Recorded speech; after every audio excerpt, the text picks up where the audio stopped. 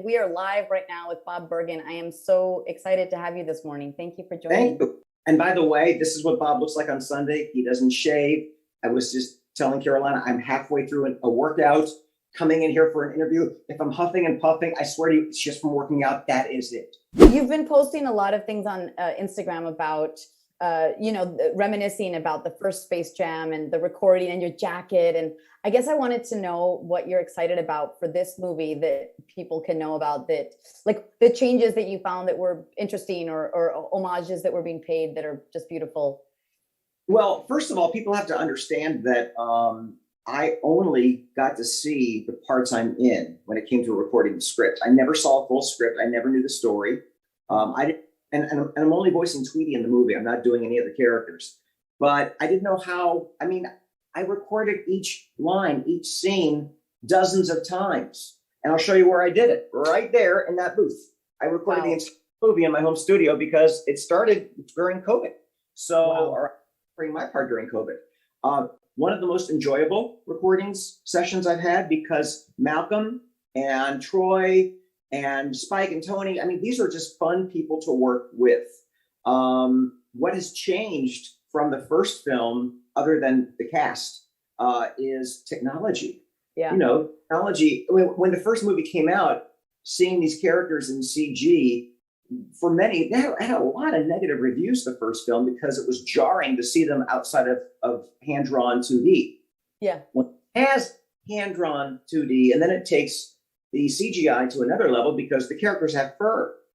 So technology, I think, is the biggest difference. So you voiced Tweety. Are there ever moments where they write a line and you go, Tweety wouldn't say that like that? Do you feel like you know these characters so well that you like, can I try this differently? Or like, yeah. Yeah, to the point. And you know, here's the deal.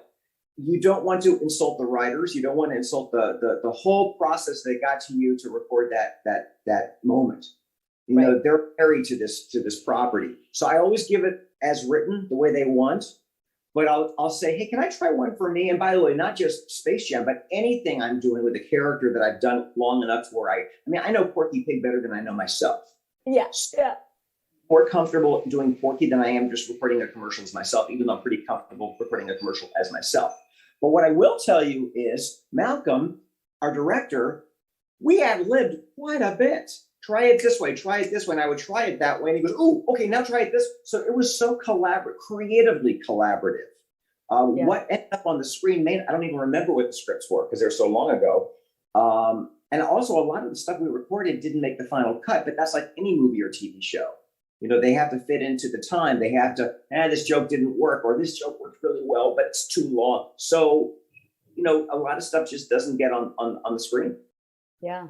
I'm curious, the beginning of Porky and Tweety and Marvin and Sylvester and even Speedy Gonzalez, like when you start seeing if this is a voice that you can do, is it just a bunch of listening to Mel Blanc and going, this is how that was, and making it your own? Because they all have slight variations that are more you or more Eric Bauza or more whatever, but they're also so authentic, right? And yeah. Is that what you do? You spend a ton of time going back in the day, because obviously you've done this for so long. Right. I'm curious of the beginning process of Bob Bergen finding this. Porky was something I was doing since I was a kid. Porky was the reason I got into this business to begin with. So it was literally just circumstance and luck that I happened to be in the city, in the industry, working with an agent who had the clout. When opportunity arose, Mel Blanc passed away in '89, and my first job was Tiny Toons in 1990. So I was already a working actor when they held their first round of auditions for this character. Yeah. I can even want to hear a little bit of my first audition. Yes, all of this is fun. First audition in my agent's office, which led to callback after callback after callback. I remember the first line was, gosh, Sylvester, isn't this a lovely airplane? I've always wanted to fly on a big Boeing Boeing 747. So I remember that was my first audition. My process for Porky has changed over the years. I mean, I auditioned to get the job, and I knew the character very well. I remember at early sessions, they would play me like a 15, 20-minute reference tape of Porky, of Mel Blanc. Oh, Mel. Okay. No, blank. Some it. from the 30s, some from the 40s, some from the 50s. And I would say to them, what do you want? And they said, well, they're all Porky. I said, no, they're all Porky who evolved over the years as Mel Blanc evolved, as the writers. And by the way, Chuck Jones' Porky was different from Frisk Freeling's Porky, from Bob Clampett's Porky. And they would look at each other like they didn't know what I was talking about. And you're like, I got a really good ear, and I know they're very different. And so here's where I land with Porky.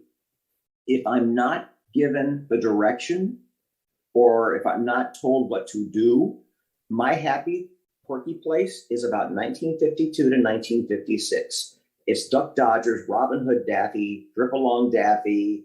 It's that era of Porky. For one of our callbacks for the original Space Jam, they handed out Shakespeare because they figured anybody can mimic. That's all, folks. Oh, you bad old pretty tat.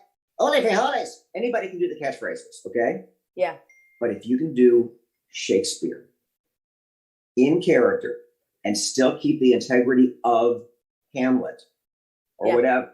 Do you have a sonnet memorized that you could? Oh my goodness. Yeah, it was Hamlet. To be the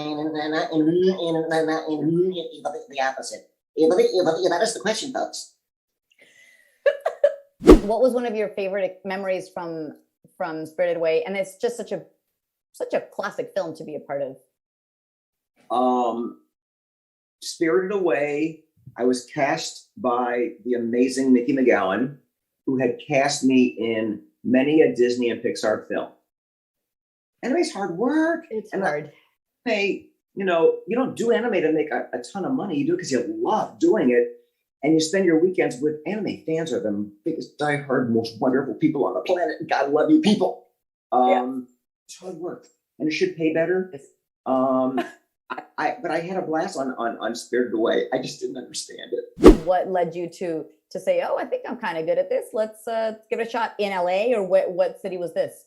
But this was originally St. Louis and then Cincinnati. My mom tells a story that it was like 3, watching Saturday morning cartoons, and she'd be in the kitchen doing whatever she was doing. I was in the living room, and she'd hear a line in a cartoon, and she'd hear the line again. And she thought that's odd. And she was standing behind me, watching me mimic the cartoons back to the TV. And then I told my parents I wanted to be Porky Pig when I was 5. And my mom said, you can't be Porky Pig, you're Jewish. Okay. Well, we were lousy Jews because I had a Christmas tree next to the menorah. We moved to Cincinnati when I was 8. I was obnoxious. Teacher would ask me a question in school and I would answer like Porky Pig.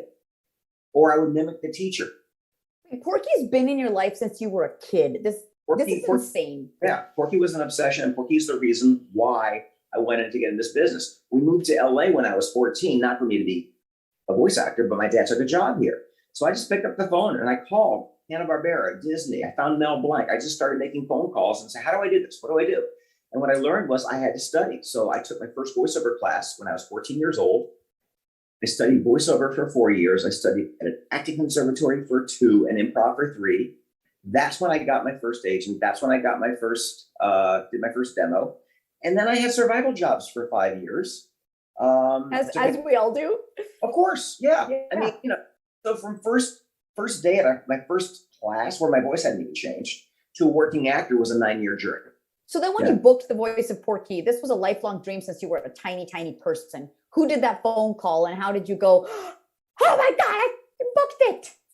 Really, really, it's such a good question. I had just bought my first condo and my mom was house sitting for me and I was at a voiceover session. She was waiting for a couch to be delivered.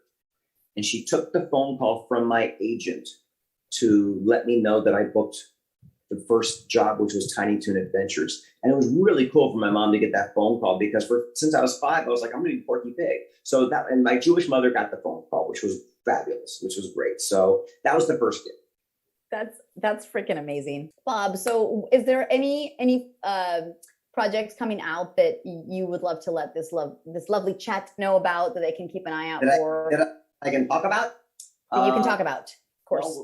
Well, Disney Plus is finishing up The Bad Batch first season. I don't know if there's a season 2, but my fingers are crossed. I just signed on to do 2 new Looney Tunes series, so there'll be lots more pig in my future. Awesome. I've got NDAs for a billion things that I can't talk about. Guys, this is the end of our awesome stream. Bob, thank you so much for joining us with all of your characters and your brilliance. And guys, keep booming and booping.